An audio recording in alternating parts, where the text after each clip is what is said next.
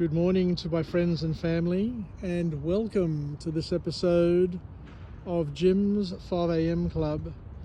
What I'd love to do today is go through a book entitled This Explains Everything, a book published on the 22nd of January 2013 by an author named John Brockman. What if the most illuminating questions we could ask the world's brightest minds was simply this: what is your favourite deep, elegant or beautiful explanation? That's the premise behind this book, behind This Explains Everything, a mind-expanding anthology curated by John Brockman, who is the founder of edge.org. The result is a collection of over 150 essays by scientists, philosophers, technologists and thinkers, each offering a window into how they see the invisible gears behind the visible world. The book doesn't hand you a single cohesive theory. It hands you a galaxy of insights. Each page is a short, sharp burst of wonder, a cocktail of logic, poetry, and intellectual curiosity. This is not a book you read in a straight line. It's a buffet of brilliance, whether it's Richard Dawkins on natural selection, Steven Pinker on the second law of thermodynamics, or Nassim Nicholas Taleb on anti-fragility. Every entry offers a lens, and every lens reveals a different kind of elegance. This book reminds us the world is both more complicated and more coherent than we ever imagined. So the first key message to come from this book is that natural selection is the original algorithm. Richard Dawkins reminds us that evolution by natural selection is not just a biological process. It's a universal problem-solving engine. Without intent, without design, or without foresight, life finds the best way forward. That's interesting, and interesting indeed, for those, of course, who are not Christian. The second law of thermodynamics explains more than what you think. Steven Pinker chooses entropy, the universe's tendency towards disorder.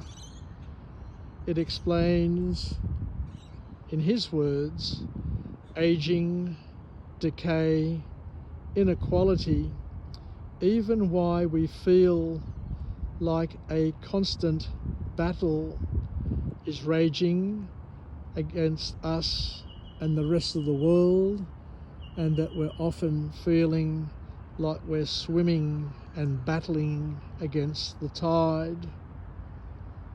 We move on to talk about emergence, from big to small. Many contributors touch on emergence, the idea that simple rules can lead to complex systems, from ant colonies to consciousness in cities, and the magic of the world often arises from humble, simple building blocks that are pieced together. Because when it's all said and done, the art of learning, the art of growing, is simply attaching the unknown to the known. We look at cognitive biases that end up shaping our reality. Daniel Kahneman and others remind us that the human brain is not a logic machine.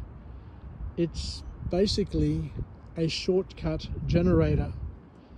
That's an interesting way of seeing the brain. The brain's not, in his words, a logic machine. It's just a shortcut generator. Our beliefs, our memories, our judgments are all riddled with elegant errors. We go on to talk about systems and the power of self-organizing systems, from economics to ecosystems. Many thinkers celebrate the elegance of systems that organize themselves without the need of central control. It's humbling and a very hopeful idea, regardless of where you go. Even in this institution here, where I am today, there are all these systems that have been built up over time that work behind the scenes and are self-reinforcing. It doesn't matter what you do to try and change things. These systems that are complex and complicated and simple and easy all work in their own way to maintain a status quo. We go on to look at the power of simple explanations, and this book showcases the ability of leading thinkers to be able to explain complex concepts in very simple terms, which highlights the importance of clear communication and the need to distill, to have the power to distill complex ideas into actionable insights. What a powerful message that is. Interdisciplinary approaches are essential. The contributors to the book came from very diverse fields, demonstrating the value of interdisciplinary approaches to understanding complex phenomena. This emphasizes the need to consider multiple perspectives whenever one wants to tackle complex problems. We also go on to try and understand human knowledge, where the author here points to the fact there is a limit to human knowledge. Many contributors acknowledge the limitations of human knowledge and the uncertainty surrounding complex systems. This serves as a reminder to approach problems with humility and to recognize the boundaries of human understanding. We move on to talk about questions and the importance of asking the right questions. The book's contributors often focus on the questions they ask themselves rather than the answers that they provide. This underscores the importance of framing the right questions to drive meaningful inquiry and exploration. And the last key point to come from this book is where we discuss the interconnectedness of ideas. The essays in this book reveal the interconnectedness of ideas across many disciplines, from science and philosophy to art and culture. This highlights the value of exploring connections between seemingly disparate concepts to gain a deeper understanding of the world.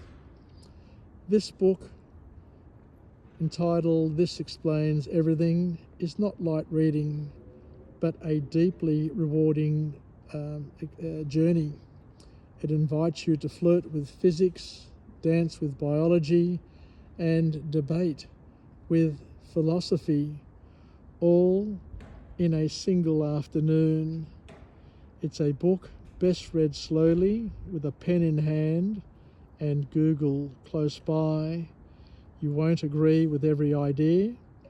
You're not supposed to, but you will leave changed, more curious, more humble, more awake to the breathtaking elegance of the world and the minds trying to make sense of it. If you've ever felt wonder but lacked the words, this book gives language to your awe.